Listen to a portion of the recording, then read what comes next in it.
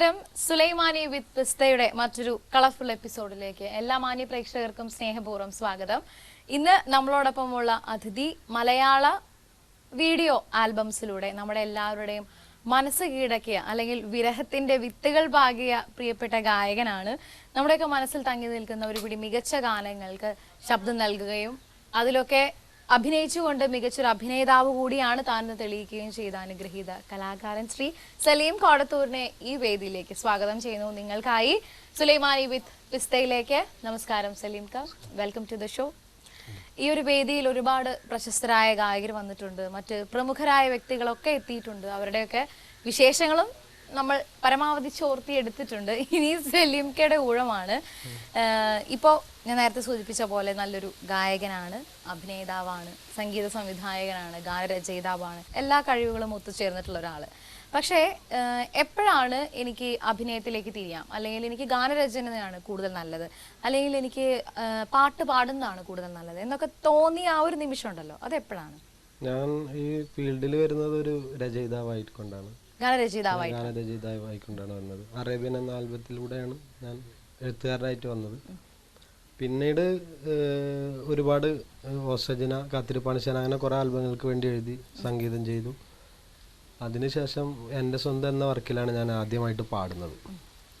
അതന്ന് എല്ലാവരും ഇങ്ങനെ എന്നോട്, എൻ്റെ സുഹൃത്തുക്കളും അതുപോലെ തന്നെ ഈ ഫീൽഡിലുള്ള കുറേ ആളുകൾ പറഞ്ഞ് ഒന്ന് നീയും പാടി നോക്കുന്ന, അങ്ങനെ അല്ല, ഒരിക്കലും ഞാൻ ഒരു പാട്ടുകാരനാവുമെന്നൊരിക്കലും ഞാൻ പ്രതീക്ഷയല്ല. അങ്ങനെ ഞാൻ എൻ്റെ സ്വന്തം എന്ന ആൽബത്തിൽ ആദ്യമായി പാടി. അങ്ങനെ ഒരു അപ്രതീക്ഷിതമായിട്ടൊരു പാട്ടുകാരനായി മാറിയ ഒരാളാണ്. അങ്ങനെ ആയിപ്പോയതാണ്. എന്തായാലും ഇപ്പോൾ നല്ലൊരു അഭിനേതാവാണെന്ന് സമൂഹം അംഗീകരിക്കുകയും ചെയ്തു. എനിക്ക് തോന്നുന്നില്ല, കാരണം അതുകൊണ്ടാണല്ലോ നമ്മളിപ്പോ ഇരുന്ന് സംസാരിക്കുന്നതൊക്കെ അതിന്റെ ഭാഗമാണ്. അഭിനയം എന്ന് പറയുമ്പോൾ ഞാൻ ആദ്യമായിട്ട് ഈ എൻ്റെ സ്വന്തം എന്ന ആൽബത്തിൽ തന്നെ അഭിനയിക്കേണ്ടായി. പിന്നെ സുന്ദരി മെഹബൂബി എന്ന ആൽബത്തിൽ അഫ്സൽ കവാടി ഒരു പാട്ടിൽ അഭിനയിക്കേണ്ടായി. അതിന്റെ വീഡിയോ കണ്ട സമയത്ത് എന്നോട് എല്ലാ ആളുകളും വിളിച്ചു പറഞ്ഞു, അഭിനയിക്കരുത്, നിങ്ങൾ പാടിക്കോളൂ, എഴുതിക്കോളൂ, എല്ലാം നല്ല, പക്ഷെ അഭിനയിക്കരുത്. അതിനുശേഷം ഞാൻ അഭിനയ രംഗത്തിൽ നിന്ന് വിട പറഞ്ഞതാണ്. പിന്നെ ഞാൻ കെട്ടിയ പെണ്ണ് എന്ന ആൽബത്തിലൂടെയാണ് ഞാൻ അഭിനയ രംഗത്തേക്ക് വന്നത്. സലീമിക്ക, ഞാൻ കെട്ടിയ പെണ്ണ് എന്ന് പറഞ്ഞത് കൊണ്ട് നമുക്ക് അവിടെ നിന്നും ഇനി അടുത്ത ചോദ്യത്തിലേക്ക് വരാം. എന്ത് പറയുന്നു സലീമിക്ക കെട്ടിയ പെണ്ണും ആ വീട്ടിലെ കുഞ്ഞുങ്ങളും എന്ത് പറയുന്നു, അവരുടെ വിശേഷങ്ങൾ? എല്ലാവരും സുഖമായിട്ടിരിക്കുന്നു. ഇപ്പോൾ 3 കുട്ടികളായി. പിന്നെ ഞാൻ കെട്ടിയ പെണ്ണും വളരെ ഹാപ്പിയാണ്. കാരണം എന്താണെന്ന് വെച്ചാൽ നമ്മളെ ഒരു വീട് വലിയൊരു സ്വപ്നമായിരുന്നു, സ്വന്തമായ ഒരു വീട്, അതായി. പിന്നെ കുട്ടികൾ 2 പേര് പഠിക്കുന്നു, ഒരാൾ ചെറിയ കുട്ടി. ഇപ്പൊ ഞാൻ കെട്ടിയ പെണ്ണിന് ഇത്തിരി ചന്തം കുറവാണെന്ന് ശരിക്കും എപ്പോഴാ തോന്നിയത്? ഞാൻ കെട്ടിയ പെണ്ണിന് ഇത്തിരി ചന്തം കുറവെന്നാ ഞാൻ ഭാര്യക്ക് ഫീൽ ചെയ്തോ ശരിക്കും? അത് ഇല്ല, കാരണം ഭാര്യക്ക് ഇപ്പോഴും സത്യം പറയണ അതിന്റെ അർത്ഥം മനസ്സിലായില്ല എന്ന് തോന്നുന്നു. കാരണം ഞാൻ നിന്നെ കുറിച്ചുള്ള പാട്ടാണ് എന്ന് പറഞ്ഞ് പിന്നെ അതിൽ പറയുന്നത് 14 പോലത്തെ ചിരി, അതായിരിക്കും കൂടുതൽ സ്ട്രൈക്ക് ചെയ്തിട്ടുണ്ടാവും മനസ്സിൽ. അപ്പൊ ഇതങ്ങ് പതുക്കെ മാഞ്ഞു പോയിട്ടുണ്ടാവും. എന്തായാലും ശ്രീ സലീം കോടത്തൂർ എന്ന് പറയുന്ന ഒരു വ്യക്തി ജീവിതത്തിൽ ഒരുപാട് പ്രയാസങ്ങളും ബുദ്ധിമുട്ടുകളൊക്കെ അനുഭവിച്ച് അല്ലെങ്കിൽ അതിനോടൊക്കെ മത്സരിച്ച് തരണം ചെയ്തിട്ടാണ് ഇന്നിപ്പോ എന്തായിട്ടുണ്ടോ ആ ഒരു പൊസിഷനിൽ എത്തി നിൽക്കുന്നത്. അപ്പോൾ ആ വളർച്ചയുടെ ഓരോ ഘട്ടത്തിലും പല കടമ്പകൾ കടക്കുന്നതിനായിട്ട് ചില ആൾക്കാരെ വിഷമിപ്പിക്കേണ്ടി വന്നിട്ടുണ്ടാവും, ചില ആൾക്കാരെ സഹായം നമ്മൾ അങ്ങോട്ട് അഭ്യർത്ഥിക്കേണ്ടി വന്നിട്ടുണ്ടാവും. അങ്ങനെ നോക്കുമ്പോൾ നമ്മുടെ ബന്ധുക്കൾ, ഞങ്ങളുടെ മിത്രങ്ങൾ, അങ്ങനെ ആരെങ്കിലും പെട്ടെന്ന് ഇപ്പോൾ ഓർത്ത് പറയാൻ പറ്റുമോ? പറയുകയാണെങ്കിൽ ഒരുപാട് പേരുണ്ട്. എൻ്റെ ചെറുപ്പം മുതലുള്ള കാര്യങ്ങൾ പറയുമ്പോൾ ഒരുപാട് സ്വപ്നങ്ങളായിരുന്നു. കാരണം അത്രക്കും കഷ്ടപ്പാടുകളായിരുന്നു ജീവിതത്തിലുണ്ടായിരുന്നത്. അപ്പോൾ കുറച്ചു കാലം ഞാൻ വളാഞ്ചേരിയിലൊരു പള്ളിയിൽ ദർസിന് പഠിച്ചിരുന്ന സമയമായിരുന്നു. അപ്പോൾ ആ സമയത്തൊക്കെ ഞാൻ എപ്പോഴും അള്ളാഹുവിനോട് പ്രാർത്ഥിക്കാറ് എന്താണെന്ന് വെച്ചാൽ ഞങ്ങളെ കഷ്ടപ്പാടുകളൊക്കെ മാറ്റി തരണേ എന്നുള്ളൊരു പ്രാർത്ഥന തന്നെ. പിന്നെ വീട്ടിലെ സാഹചര്യം മോശമായതുകൊണ്ട് ഇടയ്ക്ക് വെച്ച് ആ പഠനം നിർത്തുകയും പിന്നീട് ഞാൻ സാധാ കൂലിപ്പണിക്കും ഒക്കെ ഇറങ്ങിയിട്ടുണ്ട്. പിന്നെ ആദ്യമായിട്ട് ഞാനൊരു പാട്ട് എഴുതിയത് ഗുജറാത്തിൽ പോയിട്ട് അവിടെ ഇരുന്നു കൊണ്ടൊരു പെരുന്നാളിൻ്റെ സമയത്ത് ഇതുപോലെ, അങ്ങനെയാണ് ആദ്യമായിട്ട് ഞാനൊരു പാട്ട് എഴുതുന്നത്. ഭയങ്കര ടെൻഷൻ തോന്നിയ സമയത്ത് ഒരു പാട്ട് എഴുതി.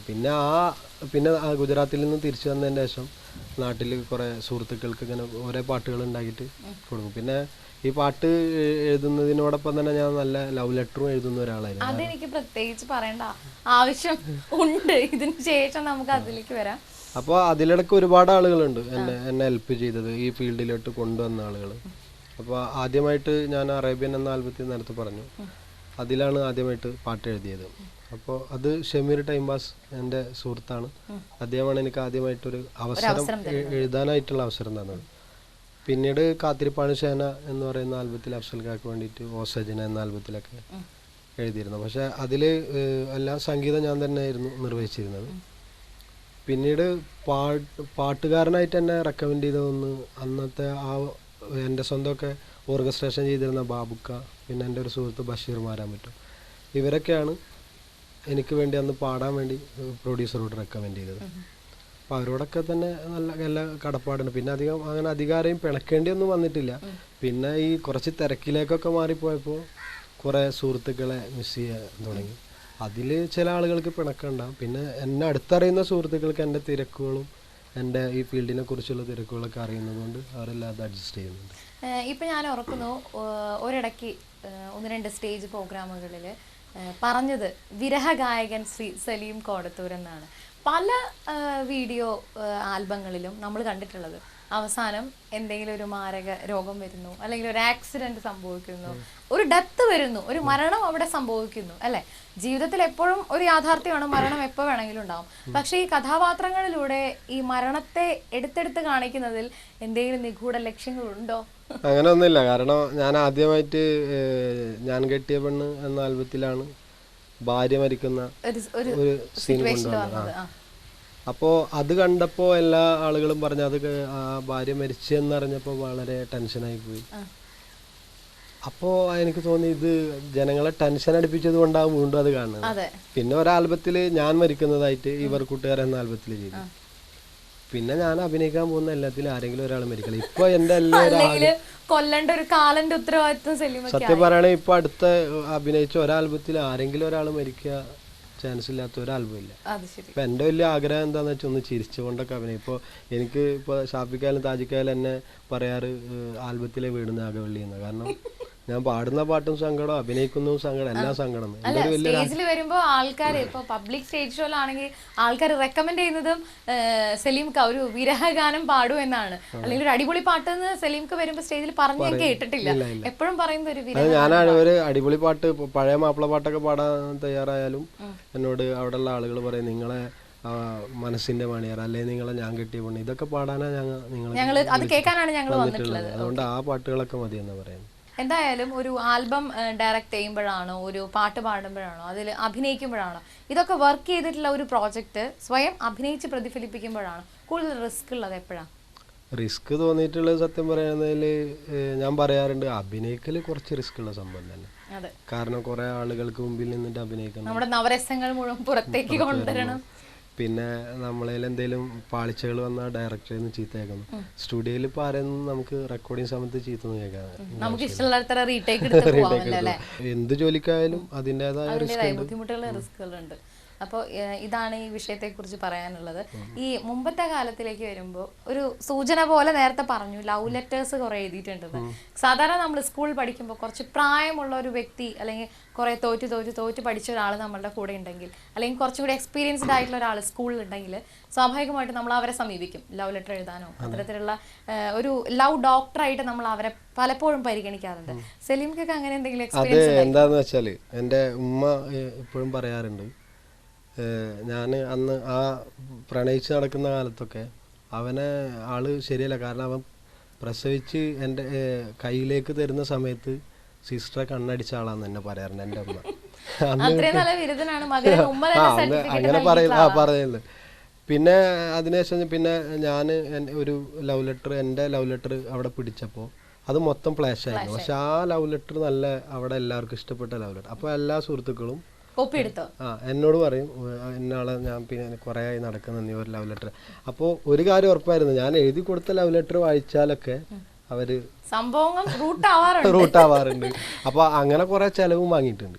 അങ്ങനെ അവരുടെ പോക്കറ്റും കുറെ കാലിയാക്കിയിട്ടുണ്ട്. അപ്പൊ ഞാൻ ചോദിക്കട്ടെ, ഇപ്പൊ സലീം കോടത്തൂർ എന്നൊരു വ്യക്തിയെ നമ്മൾ എടുക്കുകയാണെങ്കിൽ അദ്ദേഹത്തിന്റെ മനസ്സ് നിറച്ചു പ്രണയമാണോ, അല്ലെങ്കിൽ അതിന്റെ വേറൊരു തലമായ വിരഹമാണോ, സങ്കടമാണോ, സന്തോഷമാണോ, എന്താണ് അത്? മുഴുവനായിട്ട് നമുക്ക് എങ്ങനെ പറയാം? മുഴുവനായിട്ട് പറയുമ്പോൾ എന്തായാലും സങ്കടം ഇല്ല എന്നില്ല, എന്നാലും പൂർണ്ണമായിട്ട് സങ്കടമല്ല. പിന്നെ പ്രണയം പറയുകയാണെങ്കിൽ പ്രണയത്തിന് പ്രായമില്ലെന്ന, പ്രണയം ആർക്കും എപ്പോഴും ആരോടും തോന്നാണ്. ഇപ്പോൾ പ്രണയമുണ്ട്, പിന്നെ സന്തോഷമുണ്ട്. സങ്കടം ഉണ്ടോയെന്ന് വെച്ചാൽ നമ്മുടെ വീട്ടിലെ എന്തെങ്കിലുമൊക്കെ സാമ്പത്തികമായിട്ട് വല്ല പ്രശ്നം, അപ്പോൾ സങ്കടമുണ്ട്. എല്ലാം തികഞ്ഞതാണ് ഇപ്പോൾ. എല്ലാ വികാര വിചാരങ്ങളുമുള്ള എല്ലാ മനുഷ്യന്മാരെ പോലെ തന്നെ പച്ചയായ ഒരു ജീവിതമാണ് പിന്നെ സന്തോഷം എന്ന് വെച്ചാൽ ഇങ്ങനെ നമ്മളെ ഒരു സ്ഥലത്ത് പോയ നാലാണ് നമ്മൾ തിരിച്ചറിയുന്നത്. പിന്നെ നമ്മുടെ എല്ലാ ആഗ്രഹങ്ങളും ഇപ്പോൾ നമുക്ക് നേടാൻ നിറവേറിക്കൊണ്ടിരിക്കുന്നു. അതുപോലെ നമ്മുടെ മക്കളെ ആഗ്രഹങ്ങളെല്ലാം സാധിപ്പിച്ചു കൊടുക്കാൻ പറ്റും. അതപ്പോൾ അത് നോക്കുമ്പോൾ വലിയ സന്തോഷമാണ്. അല്ല സലീംക, പലതരത്തിലും ഇത്തരത്തിലുള്ള പാട്ടുകാരെ കുറിച്ച് അല്ലെങ്കിൽ അഭിനേതാക്കളെ കുറിച്ച് പല റൂമറുകൾ ഉണ്ടാവും. കൂടുതൽ പരിചിതമായ വാക്ക് ഗോസിപ്സ് ആണ്. കുറെ ഗോസിപ്പുകൾ ഉണ്ടാവും, കിംവദന്തികൾ ഉണ്ടാവും നാട്ടുഭാഷ പറയുകയാണെങ്കിൽ. സലീംക്ക് അങ്ങനെ എന്തെങ്കിലും ഒരു കിംവദന്തി അലട്ടിയിട്ടുണ്ടോ, അല്ലെങ്കിൽ അത്തരത്തിലുള്ള പരദൂഷണങ്ങളിൽ പെട്ടിട്ടുണ്ടോ എപ്പോഴെങ്കിലും? ഒരുപാട് പെട്ടിട്ടുണ്ട്. അങ്ങനത്തെ ഒരു വീരപുരുഷനാണ് സലീംക.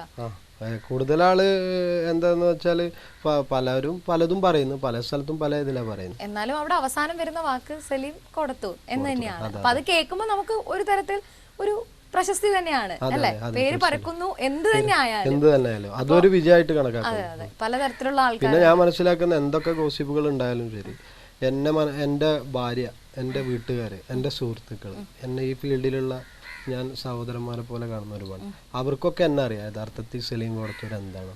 അവരെ മാത്രം എന്നെ വിശ്വസിച്ചാൽ മതി.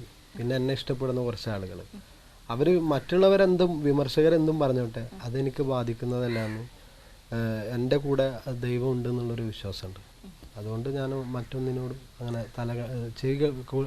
കേൾപ്പിക്കാറില്ല. ഇപ്പൊ ആരാധികമാരുടെ കയ്യിൽ നിന്നോ ആരാധകന്മാരുടെ കയ്യിൽ നിന്നോ, അതായത് സ്ത്രീകളും പുരുഷന്മാരുമാണ് ഞാൻ ഉദ്ദേശിച്ചത്, അത്തരത്തിൽ എന്തെങ്കിലും മോശപ്പെട്ട രീതിയിലുള്ള എക്സ്പീരിയൻസോ അല്ലെങ്കിൽ മനസ്സിൽ ഒരുപാട് വിഷമം തങ്ങി നിൽക്കുന്ന ചില സിറ്റുവേഷൻസ് ഉണ്ടായിട്ടുണ്ടോ, സ്റ്റേജിലാണെങ്കിലും പൊതുവേദികളിലാണെങ്കിലും? അങ്ങനെ വിഷമിപ്പിക്കുന്നത് വല്ലാതെ ഒന്നും ഉണ്ടായിട്ടില്ല. പിന്നെ ഇപ്പോൾ ആരാധകന്മാരെ പറയണതായാലും ചില ദിവസങ്ങളിൽ നമ്മൾ പ്രോഗ്രാമിന് പോകുമ്പോൾ നമുക്ക് മാനസികമായി ഒരുപാട് ടെൻഷൻ ഉണ്ടാവും. ഇപ്പോൾ പ്രോഗ്രാം കഴിയുന്ന സമയത്ത് ചിലപ്പോൾ നമ്മളെ ഫോട്ടോ എടുക്കാൻ വിളിക്കുന്ന സമയത്തോ പരമാവധി നമ്മുടെ ടെൻഷൻ മറച്ചു വെച്ചുകൊണ്ട് തന്നെ അവരോട് നമ്മൾ സഹകരിക്കാറുണ്ട്. പക്ഷേ എന്നിട്ടും വീണ്ടും നമ്മളെ ബുദ്ധിമുട്ടിക്കുന്ന കുറേ ആളുകളുണ്ട്. അപ്പോൾ മനസ്സിൽ കുറച്ച് ടെൻഷൻ തോന്നും. പിന്നെ ഒന്ന് എൻ്റെ ഇപ്പോൾ മൂന്നാമത്തെ കുട്ടി ആയ സമയത്ത് എൻ്റെ കുട്ടിക്ക് കുറച്ച് സീരിയസ് അസുഖം ഉണ്ടായിരുന്നു. അപ്പോൾ സീരിയസ് ആയിട്ട് അവിടുന്ന് വേറൊരു ഹോസ്പിറ്റലിലേക്ക് ഷിഫ്റ്റ് ചെയ്യാൻ പറഞ്ഞപ്പോൾ അതിന് ആ ആംബുലൻസ് വരുന്നതും കാത്തുനിന്ന് കുട്ടിയെ ആംബുലൻസിലേക്ക് കയറ്റുന്ന സമയത്ത് ആ ഹോസ്പിറ്റലിലെ ഒരു സിസ്റ്റർ എന്നോട് വന്നിട്ട് ഓട്ടോഗ്രാഫ് ചെയ്തു. അത് എൻ്റെ മനസ്സിൽ ഭയങ്കരമായിട്ട് ഒരു കാരണം എന്താണെന്ന് വെച്ചാൽ നമ്മളെ മാനസികാവസ്ഥ മനസ്സിലാക്കാതെ ആയിരുന്നു. അതെന്തോ അങ്ങനെ. പിന്നെ അതുപോലെ തന്നെ എൻ്റെ വകയിലുള്ള ഒരു അനിയൻ മരിച്ച സമയത്ത് പിറ്റേ ദിവസത്തെ പ്രോഗ്രാമും അതിനുള്ള കമ്മിറ്റിക്കാർ വിളിച്ചിട്ട് പറഞ്ഞത് നാളെ നേരത്തെ എത്തണം. അങ്ങനെയുള്ള സമയത്തൊക്കെ മനസ്സിൽ വല്ലാതെ വിഷമം തോന്നി. എങ്കിലും പോകുന്ന സ്ഥലത്തൊക്കെ എല്ലാവരും നല്ല രീതിയിൽ ഇന്നവരെ നമ്മളായിട്ട് പെരുമാറിയിട്ടുള്ളൂ. പിന്നെ ഞാൻ വിശ്വസിക്കുന്നത് ഞാൻ കൊടുക്കുന്ന പാട്ടുകൾ സാധാരണക്കാരൻ്റെ പാട്ടുകളാണ്. വലിയ സംഗതിയൊന്നും അറിയില്ല, സംഗീതം പഠിച്ചിട്ടുമില്ല. അപ്പോൾ ആ നമ്മളോട് കാണിക്കുന്നത് എൻ്റെ പാട്ട് എങ്ങനെയാണ് അതേ ഒരു രീതിയിലാണ് എന്നോട് എല്ലാവരും തിരിച്ചുള്ള സമീപനം. ഇപ്പോൾ സലീംക്കൊക്കെ കുറേ പ്രൊമോട്ട് ചെയ്തിട്ടുള്ളത് ഗൾഫ് മലയാളികളാണ്, പ്രവാസികളാണ്. അതിലൊരു വലിയൊരു വിങ് നമുക്ക് പറയാം അല്ലേ, പ്രവാസികളെ. അപ്പം അവരുടെ സപ്പോർട്ടൊക്കെ എങ്ങനെയാണ്?